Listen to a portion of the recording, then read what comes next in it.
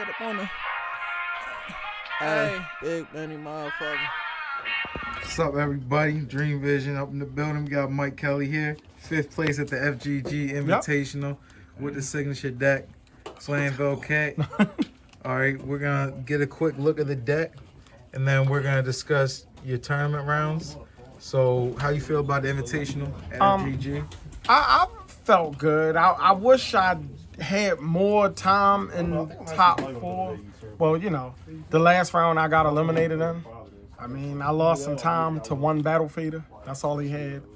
I had way more advantage, way more cards. If it was just one more extra turn, he'd have lost. But that's the game. Should have played quicker. Who'd you play the first round? First round I played against Brandon McCutcheon. He was playing Machina.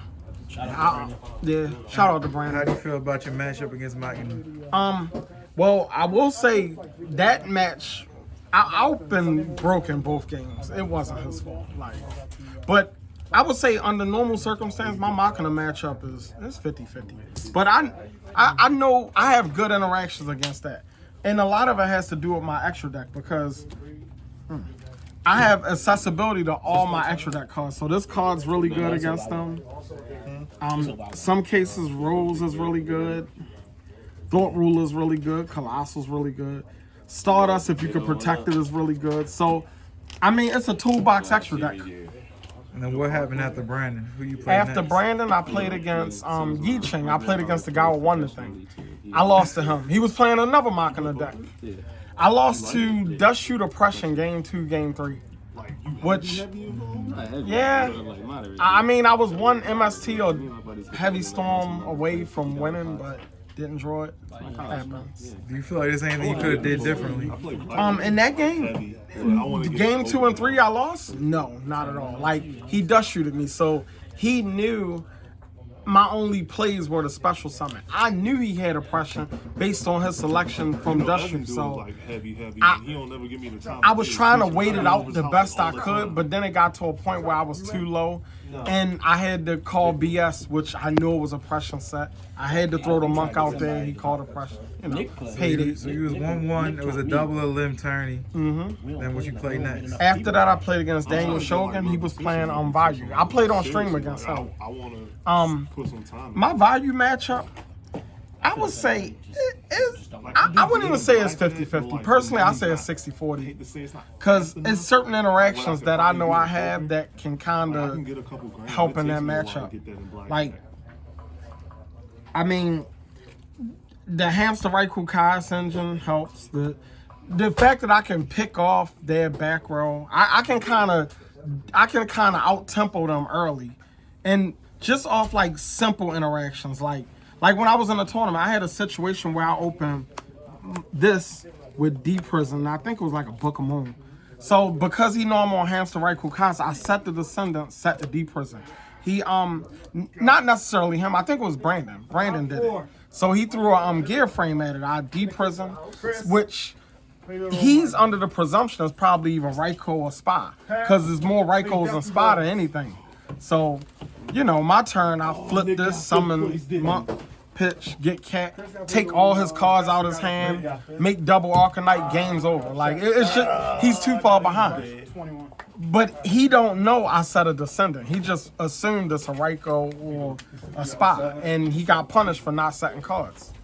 And of course, if you set cards and it just so happened to be a Raikou or a Spy, then you get punished because you'll have situations where they'll, and I see this a lot as well, what people will do, they'll assume it's Spy or Raikou and they'll set multiples. They kind of camouflage it. The issue with that is, if I have like an Arabellum, this can get Descendant, pop a card, that's one card. Arabellum, I could go on the Arcanite, pop 2 more cards. I done took 3 cards from off of pretty much one card. So it's like you kind of damn if you do, damn if you don't. If you put your cards on the field, they get taken from you. If you leave your cards in your hand, they get taken from you. Either way, your cards are going to get taken from you. Like that's basically the goal behind a deck. Is put your opponent on 0 cards deck. That's the name of the game. So after you play Shogun, you had to win one more match to get into the top 4 And that match was streamed. How did it end up going? No, actually, that wasn't It was it. not streamed. No, that wasn't the next match. The match after that was I played against Christopher Johnson. He was playing Frog Hero. Oh, Which that's what's up. my matchup against Frog Hero, the Arabellums and Fire Dogs create like a paradox. And that what was going on because game one, he summoned Fire Dog. I'm sorry, he summoned Stratos and Search, which played into the Fire Dog, so he gave me the free synchro play. So game two, he opted not to do that and left his board open, which gave me the Rescue Cat play, which took his cards from him. Like I said, you're gonna lose your resources one way or another, whether you leave a monster, you leave them in your hand, or you know. Yeah, you put them on the board. I'm either gonna pop them or discard them out your hand. You're losing your cards. So you beat Johnston. Yeah, and then I played. Okay. Yeah, I played Jack on stream, and that was the match to determine if I made it to top 4, and that was the one I lost. Yeah, game 3. It was a weird situation because I was in time. I was down. What was life points? I think it was like 41 to like. It was 41 to like 11, I think. The thing was, I needed Arabellum because my plan was if I drew Arabellum, I had like double rekindling. So basically, my goal was if I could have made this, I could have gained life with Thought Ruler in time, which would have gained me up.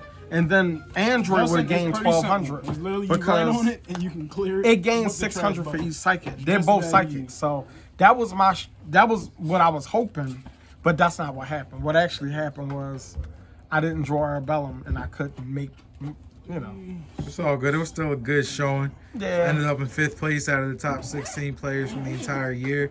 Let's get into the deck a little bit. Okay. Lay it back out, I guess. Yeah, my fault. I've been grabbing cards and.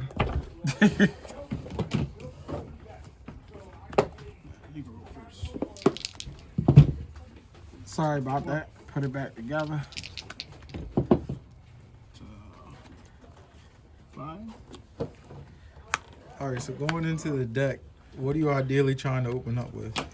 Ideally, it's hard to say with this deck.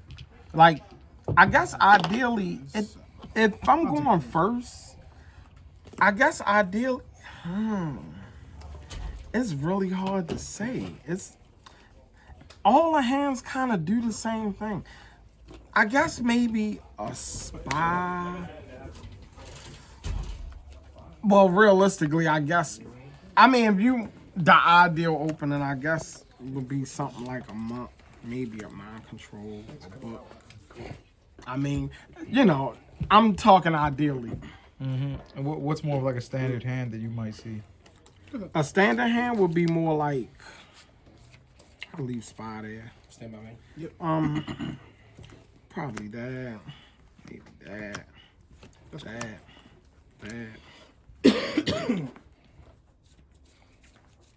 Probably an Arabellum. Yeah, this is more of a standard hand.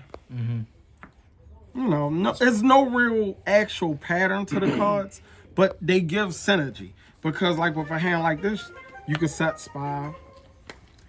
Me personally, I set it just to be on the safe side because turn 1, game 1, you don't know what you're playing against, so better safe than sorry. But realistically, most decks can't jump spy, which will get you a descendant, which odds are you probably won't use the deprison, which this situation deters them from wanting to set cards. So most people won't set cards. So odds are whatever they're swinging at a spy with is under 1,900. Now Fire Dog can go in, swing, and get the free +1, make the Stardust. You're so far ahead just off that play. Or let's say they're like, let's say they don't swing at all. Let's say they're like, I'm just gonna set a monster and pass because you might have a hamster, and I'm gonna match your hamster with my hamster, and I can still flip the same spy to get Descendant, which now I can summon Arabellum because now that you didn't put a card on the field, now I can swing directly with Arabellum. Which the good thing about this is you don't even have to worry about Gores. Because let's say if they have gores, you're gonna take, which I think you seen on stream when I played Shogun. You're gonna take a card from their hand with gores. You can pop a card with this, and you can go on the Arcanite to pop the other, the gores. So essentially, even if they have gores, it doesn't even matter because you're just gonna pop it in main phase too. Now the best opening would be, Monk or that in that same situation, because then you're taking more cards. You're doing a lot more. Or even Cat. Cat would do the same thing. But I don't really count on Monk and Cat because they're one-ofs. So. So looking at your defensive lineup, And I guess you could say, let's say what some people like to do. They like to sit there and yeah, this was a 6. Yeah, that's regular. Let's say if they set multiples because they're like, I don't want you to pop a specific card.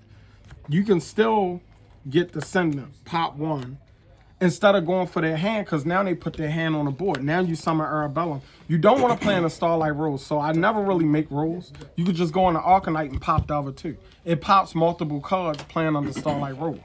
So you still getting the cards anyway. And that's, basically my thought process.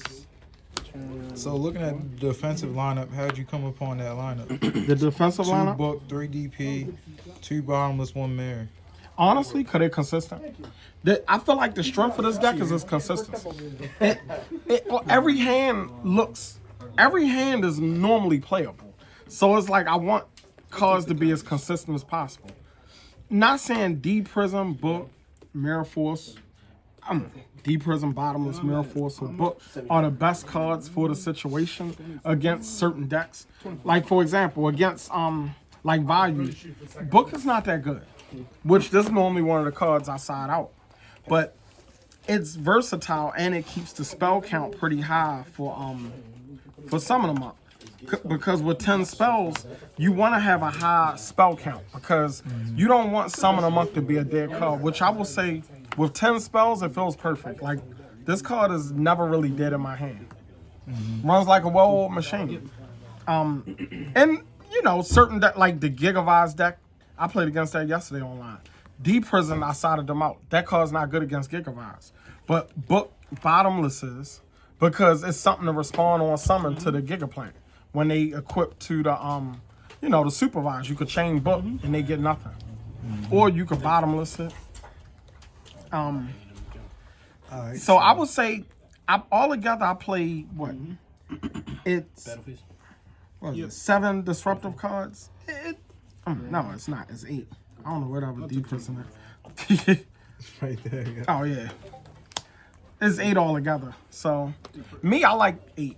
It feels. I like it because that means on average, my average hand will probably have at least one disruptive card. That's all I need.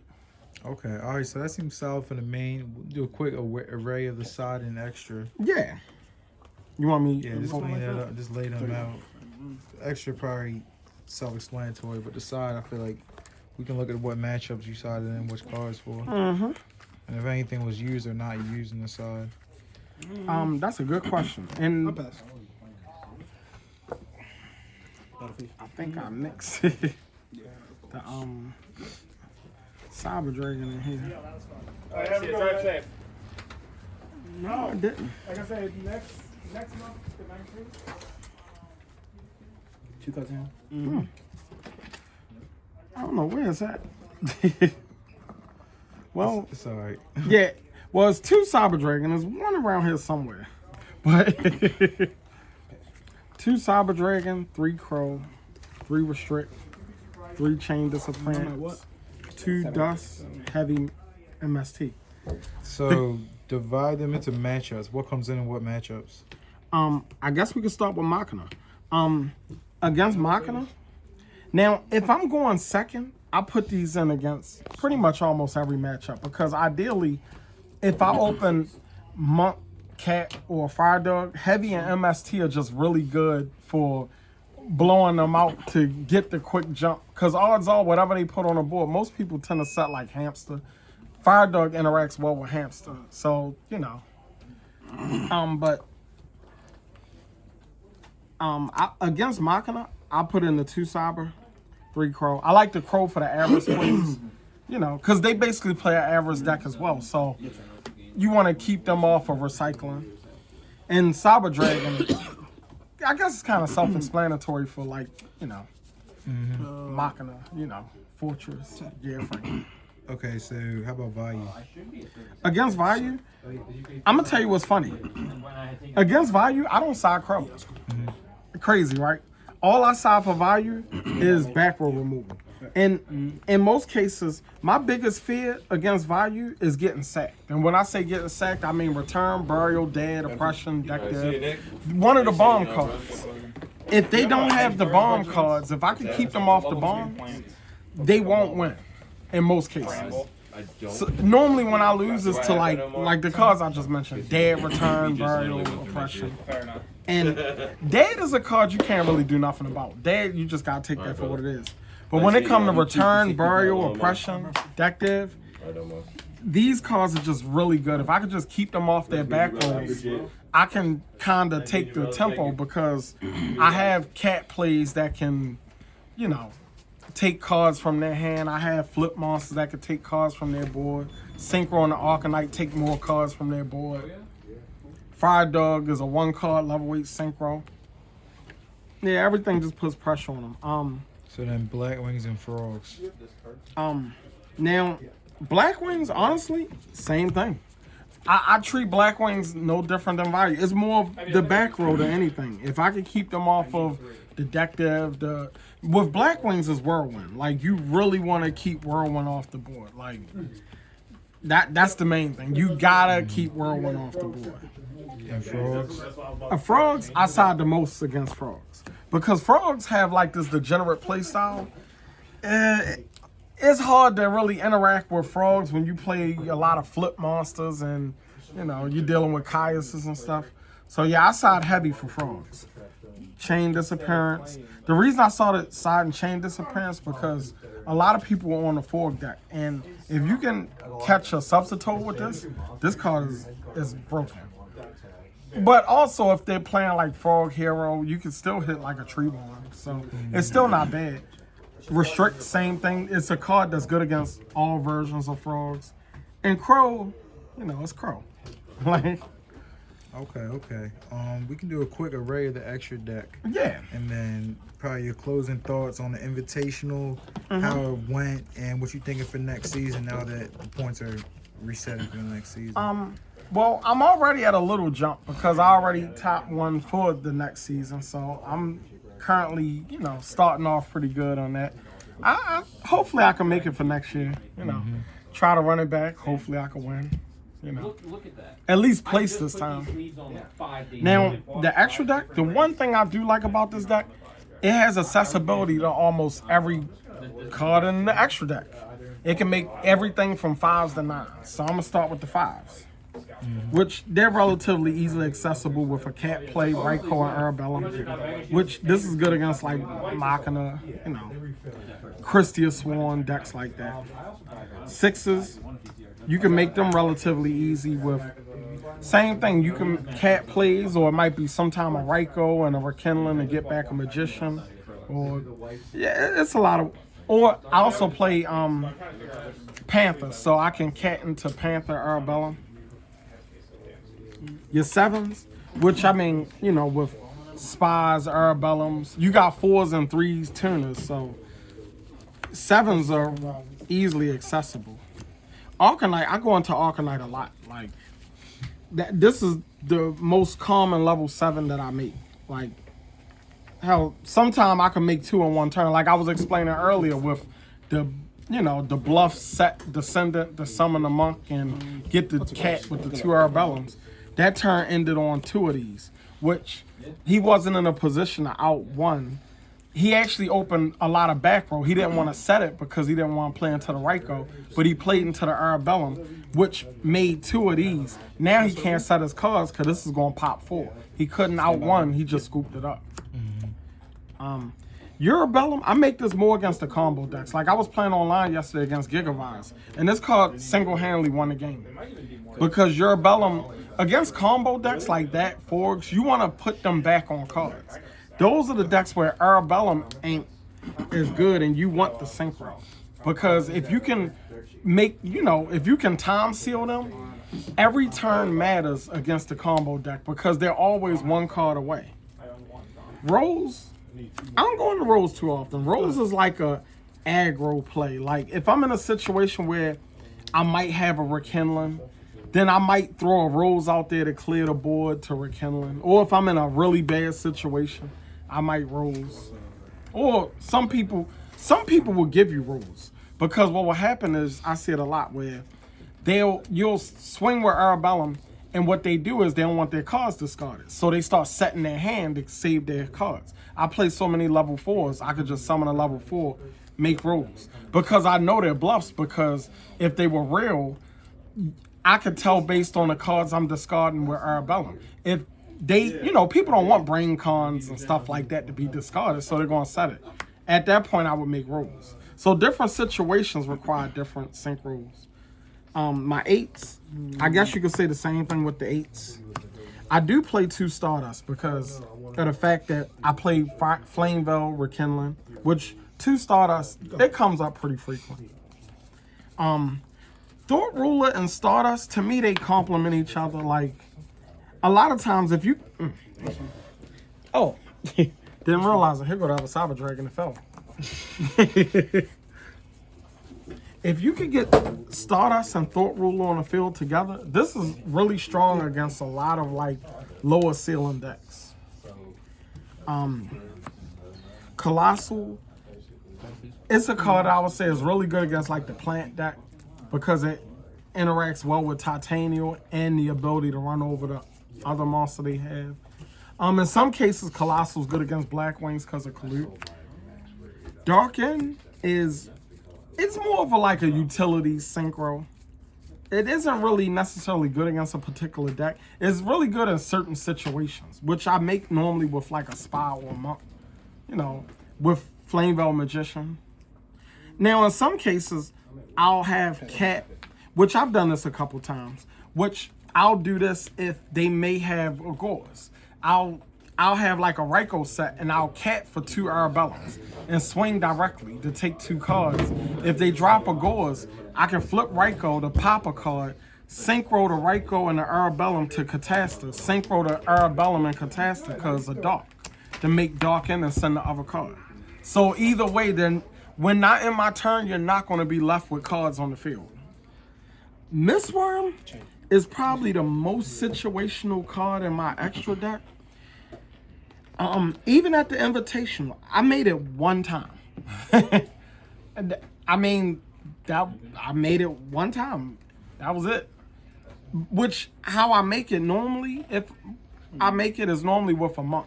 Some of the Monk gives you accessibility to everything in your extra deck. You can make 5, 6, 7, 8, and 9s with Monk. So with Monk will get Cat, and Cat will get Raikou and Arabellum. That's your 9 right there for Mistworm. And of course, I'm sorry, I need to be turning these upside down. And the Fortress, because I saw Cyber Dragon.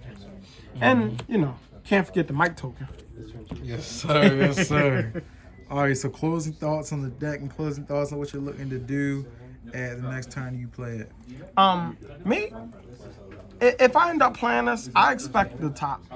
My goal is to win, but I kind of expect the top. Me, I think it's the best deck. At least the best deck for me. People will probably disagree, but that's fine. But I like it. I think it's my best chance to winning a tournament if I play in it.